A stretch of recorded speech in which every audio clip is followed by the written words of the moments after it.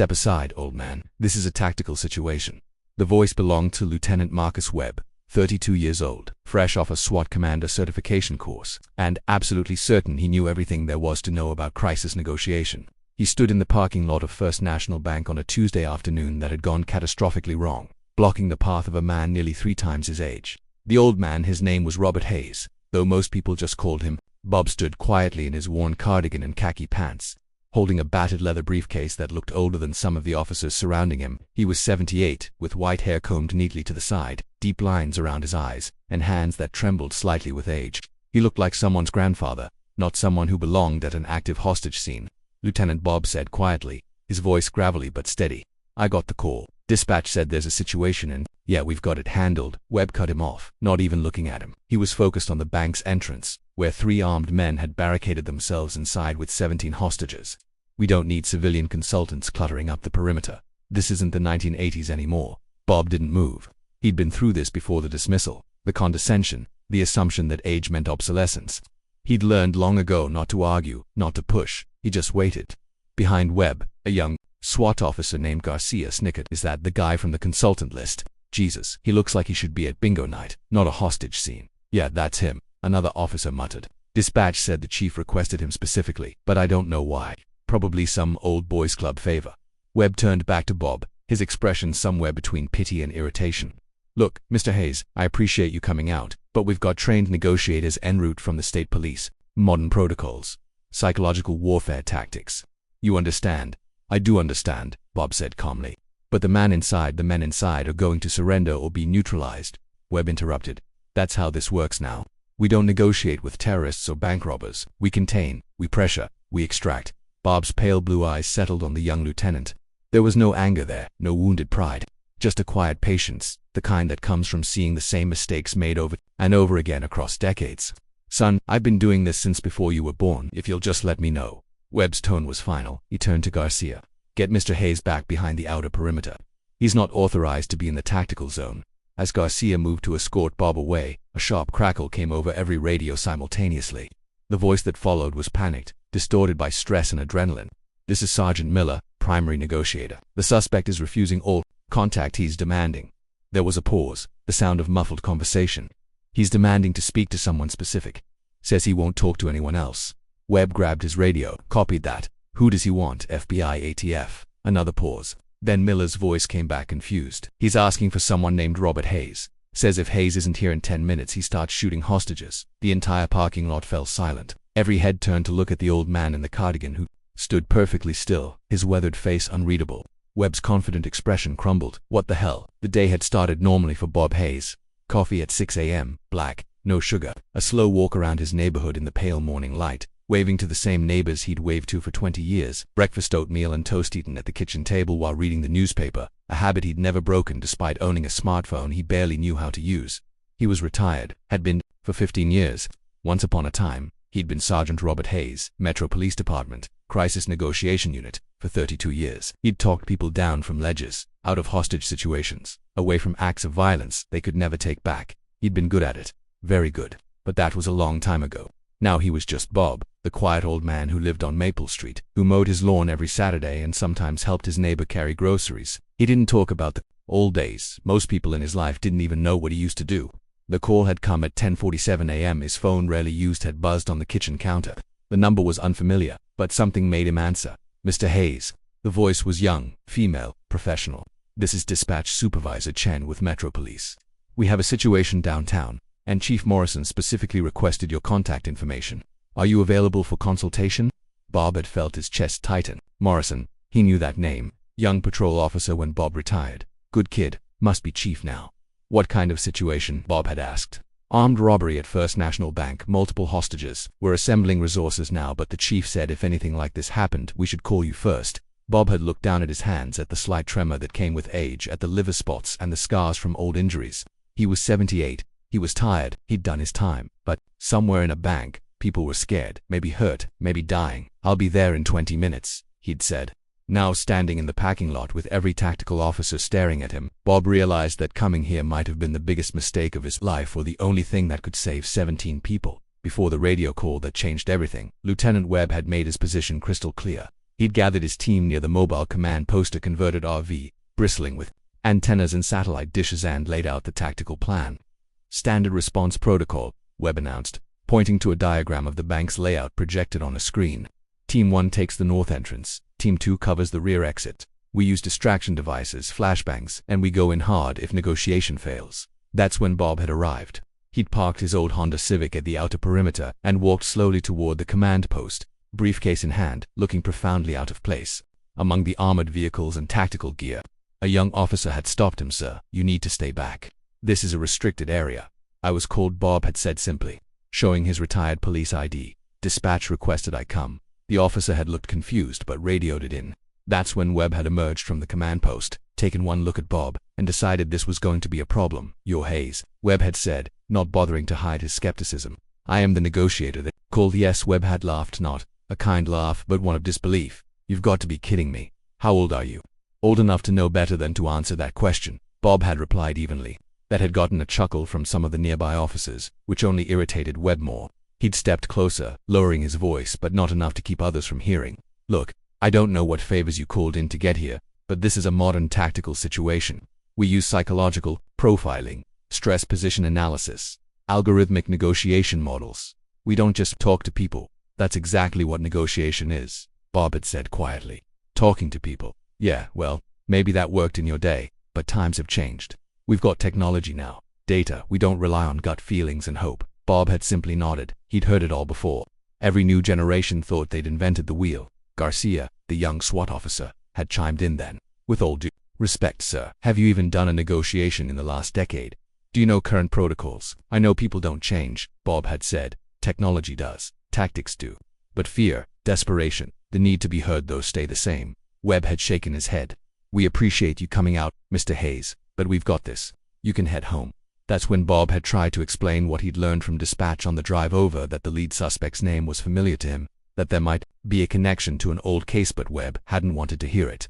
"We don't operate on maybes and hunches anymore," Webb had said dismissively. "Now please, step back." And Bob had been about to do just that when the radio crackled with a message that changed everything. Webb stared at Bob as if seeing him for the first time. The cocky certainty had drained from his face, replaced by confusion and something close to fear. Around them, tactical officers whispered to each other, their eyes flicking between their commander and the old man. "How does he know your name?" Webb demanded. "Who the hell are you?" Bob took a slow breath. His hands had stopped trembling. He felt something he hadn't felt in 15 years, the calm that came over him when lives hung in the balance. The world narrowed. Everything else faded away. "His name is David Ramos, isn't it?" Bob said quietly. Webb blinked. "How do you? Because 30 years ago I talked his father out of a very similar situation." Bob's voice was steady now, clear. "Miguel Ramos. He'd robbed a check-cashing store, taken 4 people hostage. He was desperate, scared, and convinced he was going to die. I spent 7 hours talking to him, got everyone out safe. Miguel surrendered, did his time, and when he got out, he got his life together." Webb's radio crackled again. "Hayes better be there, because he's getting agitated. We have 9 minutes." Webb looked at Bob, then at his team, then back at Bob. The young lieutenant's jaw worked, pride warring with pragmatism. Finally, through gritted teeth, he said, "What do you need?" "A phone line. Direct to inside. No recordings, no tactical chatter, just him and me." "That's against protocol." "Then 17 people die because of protocol," Bob said simply. "Your choice, Lieutenant." The two men locked eyes. Then Webb nodded sharply to a communications officer. "Get him on the line." As they moved toward the command post, Garcia jogged up alongside Bob. "Mr. Hayes, why would the son ask for you specifically?" "If you put his dad away because," Bob said, pulling out his old briefcase and opening it to reveal a worn photo, "the last thing his father said to me when he surrendered was, 'Take care of my boy if something happens to me.' I visited David once a month until Miguel got out, helped him with homework, went to his baseball games. I kept my promise." Garcia stared at the photo. It showed a much younger Bob, arms around a smiling 10-year-old boy wearing the Little League uniform. "Then Miguel died of cancer 8 years ago," Bob continued. "I went to the funeral. Haven't seen David since. But he remembered." Inside the command post, they set up a simple landline connected directly to the bank. Bob sat down, placed his briefcase beside him, and picked up the phone. Every eye in the room was on him. He dialed. It rang 3 times. Then a voice, tight with stress. "Hayes." "Hello, David," Bob said gently. "It's been a long time." Webb stood behind Bob, headphones on, listening to the conversation. Around him, his entire team had gone silent. They were listening to something they'd never heard in their tactical training to human beings. "Talking you came," David's voice said. There was wonder in it, mixed with desperation. I didn't think. I thought maybe you'd be dead. Or wouldn't remember. I remember, Bob said. I remember a kid who could hit a fastball better than anyone in the league. I remember you wanted to be an engineer. Did that happen? A bitter laugh. No, it didn't happen. Nothing happened the way it was supposed to. Tell me about it. Bob's voice was calm, inviting, not demanding, not interrogating, just listening. And David started to talk. About his father's death. About losing his job. About medical bills for his daughter. Or what if Bob hadn't known existed that he couldn't pay. About the desperation that had driven him to walk into a bank with 2 friends and guns they barely knew how to use. We weren't supposed to hurt anybody, David said, his voice cracking. We were just going to take enough to cover the medical bills and leave. But the alarm went off, and people started screaming, and now there's cops everywhere, and I don't know what to do. Garcia leaned toward Webb and whispered, we should be establishing dominance, creating pressure, forcing compliance. Webb, still listening, held up a hand. Shut up, David, Bob said. I'm going to ask you something. Important. Are the people in there hurt? No, nobody's hurt. They're scared, but they're okay. That's good. That's really good. You've kept everyone safe so far. That takes strength. Webb frowned. Was Hayes praising him, but Bob continued. Your dad would be proud of that you haven't hurt anyone. There was a long pause. Then sobbing, my dad. He'd hate what I'm doing. He'd hate that I'm just like him. You're not like him, David. You know how I know. How? Because your father had me arrested on sight. Wouldn't talk to me for 4 hours, but you asked for me by name. You called for help. That's different. That's growth. More silence. Bob waited. One of the fundamental rules of negotiation. Silence is a tool. Let people fill it. Finally, I don't want anyone to get hurt, Mr. Hayes, but I don't know how to fix this. If I walk out, I'm going to prison for years. My daughter, she's only 6. She'll grow up without me, just like I grew up without my dad for all those years. Bob closed his eyes. This was the moment, the fulcrum. Push wrong, and everything collapsed. David, I can't promise you won't face consequences. You've broken laws, and that has to be answered for. But I can promise you this. If you end this now, peacefully, you give your daughter something precious. You give her a father who made a mistake but did the right thing in the end. Not a father who's remembered for tragedy. I'm scared, David whispered. I know your dad was scared, too, but he was brave enough to trust me. Can you do that? Another long pause. Webb was gripping the edge of the desk so hard his knuckles were white. Garcia had stopped breathing. Then, what do I need to do? Bob's expression didn't change, but everyone in the command post saw his shoulders relax by a fraction of an inch. First, I need you to send out the hostages. All of them. Show me you're committed to doing this right. My friends, we'll deal with that next, one step at a time. But, right now, I need those people to walk out that door safely. Can you make that happen? A long, agonizing pause. Then, okay, they're coming out now. Through the windows of the command post they watched as the bank's front door opened. People began filing out, crying, stumbling, but alive and unharmed. 17 people. Elderly women, young men, a teenager, a mother carrying a toddler. The entire tactical team erupted in controlled chaos. Officers moving to secure the hostages. Medics rushing forward. But Bob just sat there, phone pressed to his ear, waiting. They're out, Bob said. You did good, David. Your daughter would be proud. I'm proud. Now what? Now you tell your friends it's time to stop. It's time to put down the guns and walk out. They're not going to. Yes, they will. Because you're going to lead them. You're going to be the one who ends this. Just like your father was. More waiting. More silence. Webb was sweating despite the air conditioning. This wasn't how negotiations were supposed to work according to his training. There were supposed to be demands, exchanges, tactical positioning, but Hayes was just talking, like he was sitting across from someone at a coffee shop. Finally, David's voice came back. Mr. Hayes, I'm here. Will you be there when I come out? I don't want to see all those guns pointed at me without seeing you first. Bob looked at Webb. The lieutenant hesitated, then nodded. I'll be right by the door, Bob said. You'll see me first thing. Okay, we're coming out. Bob stood outside the command post 30 feet from the bank's entrance. Webb had tried to make him wear a vest, but Bob had refused. If he sees me in tactical gear, it breaks the trust, he'd said simply. So he stood there, an old man in a cardigan, hands at his sides, completely exposed. Behind him, 50 rifles were trained on the door, but Bob didn't think about that. He thought about a 10-year-old boy at a baseball game, about promises made to a dying man, about second chances. The door opened. 3 men emerged, hands raised, blinking in the afternoon sunlight. David was in front. He was 38 now. But Bob could still see the boy he'd known. Same dark eyes. Same nervous energy. Their eyes met across the distance. Bob nodded slowly. It's okay, I'm here. David's face crumpled. He sank to his knees on the concrete, hands still raised, and began to cry. His 2 companions followed suit. Within seconds, SWAT Officers swarmed forward, securing them, cuffing them, reading rights, but before they took David away, Bob walked over. A tactical officer tried to stop him, but Webb waved him off. Bob knelt down slowly, his old knees protesting until he was eye level with David. "You did the right thing," Bob said quietly. "It's going to be hard. There will be consequences. But you did the right thing in the end. Your daughter will know that." "I'm sorry," David sobbed. "I'm so sorry." "I know." Bob placed a weathered hand on the young man's shoulder. "Your dad would understand and he'd forgive you, just like I do." They took David away, then loaded him into a patrol car. Bob stood and watched until the car disappeared around a corner. When he turned back, he found Lieutenant Webb standing there. The young officer's expression had changed completely. The arrogance was gone. In its place was something like awe, mixed with shame. "Mr. Hayes," Webb said, his voice rough, "I owe you an apology. A big one." Bob waved it off. "You were doing your job, protecting people." "No, I was being an arrogant ass who thought he knew everything." Webb looked at the bank, then back at Bob. "I've been through 6 months of training, read every manual, taken every course, but in 30 minutes, you did something I couldn't have done in 30 hours. How?" Bob smiled slightly. "You know what they don't teach in those courses, Lieutenant. They don't teach you that everyone, no matter how desperate, how dangerous, wants the same thing. They want to be seen, to be heard, to be treated like they matter. Technology can't do that. Protocols can't do that.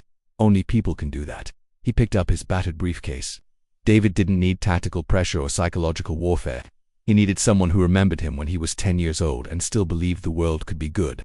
He needed someone who kept a promise. Garcia approached, looking shaken.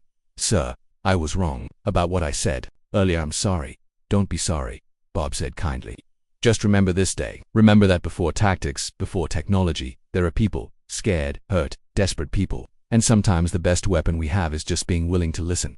Inside the mobile command center, Chief Morrisana, a silver-haired man in his 50s, arrived with a combination of relief and vindication on his face. He'd been the one who'd insisted Bob's name be kept on the consultant list, despite resistance from younger officers who thought it was sentimentality. "Bob," Morrison said, gripping his hand, "you still got it." "I'm just glad it worked out," Bob replied. Webb was there too, along with his entire team. The lieutenant stepped forward. "Mr. Hayes, I need to say something in front of my team." Webb's voice was formal but sincere. "I dismissed you today because I thought age meant obsolescence. I thought new methods were always better methods. I was wrong, dead wrong. You saved 17 lives. Today, not in spite of your experience, but because of it." He turned to his officers. "Everyone here needs to understand something. Tactics, technology, training, all of that matters. But it's not everything. Sometimes the best tool we have is wisdom, and wisdom comes from experience, from mistakes, from years of doing this work and learning from it." Webb looked back at Bob. "I'd be honored if you'd consider coming back, not as a consultant, as an instructor. Teach us what you know, please." Bob was quiet for a moment. He thought about his quiet house on Maple Street, about his morning walks and his crossword puzzles, about the retirement he'd earned. But he also thought about David's face when he'd recognized him, about 17 people who got to go home to their families, about the fact that there were still things he could give, still promises he could keep. "One condition," Bob said. "Name it." "I don't wear tactical gear. I wear what I always wore, cardigan and khakis. People need to see a person, not a uniform." Webb smiled. "Deal." The training room at Metro Police Headquarters was packed. 50 officers, SWAT patrol, detectives sat in rows, watching the old man in the cardigan write on a whiteboard. "Lesson 1, Bob said, his voice carrying clearly despite his age. "Before you learn tactics, before you learn protocols, you learn this. Everyone has a story. Your job isn't to judge that story. It's to understand it well enough to write a different ending." He turned to face them. "Some of you are thinking this is soft, that in the real world you need to be hard, aggressive, dominant. But I'm here to tell you that the hardest thing you'll ever do in this job isn't pulling a trigger. It's spending 7 hours talking to someone who's made terrible choices, finding the one thread of humanity you can pull on, and convincing them there's still hope." In the front row, Garcia raised his hand. "Mr. Hayes, what about situations where talking won't work, where force is the only option?" "Force is always an option," Bob said. "But it should be the last option. Because every time we use force, even when it's justified, someone doesn't go home. And that weight that stays with you forever." He paused. "I've been in situations where force was necessary, but those are the ones I still have nightmares about. The ones I talked through. Those are the ones that let me sleep at night." After class, Webb approached. "We got word from the prosecutor's office. David Ramos took a plea deal. He's looking at 5 years instead of 25, with most of it in a minimum security facility. His daughter will still know her father." Bob nodded. "That's good." He asked if you'd be willing to visit him once he's settled in. Bob smiled slightly. "I made a promise to his father. That includes making sure his son doesn't get lost in the system.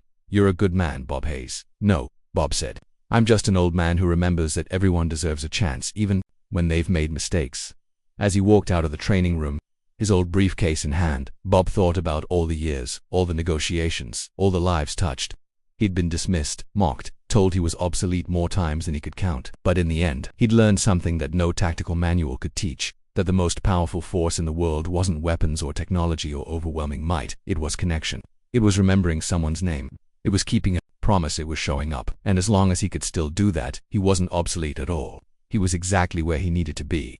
Robert Hayes' story reminds us that wisdom isn't found in the newest technology or the latest tactics. It's found in experience, in empathy, and in the willingness to see the person behind the crisis. Sometimes the most powerful weapon is a memory, a promise kept, and the courage to simply listen. If this story moved you, please like this video and share it with someone who needs to be reminded that age is not obsolescence, it's wisdom earned through years of showing up when it matters most. Subscribe to Human Truth Tales for more stories of quiet heroes who changed the world, not with force, but with compassion. What's the most important lesson you learned from someone older and wiser? Share your story in the comments below. Let's honor the wisdom that experience brings.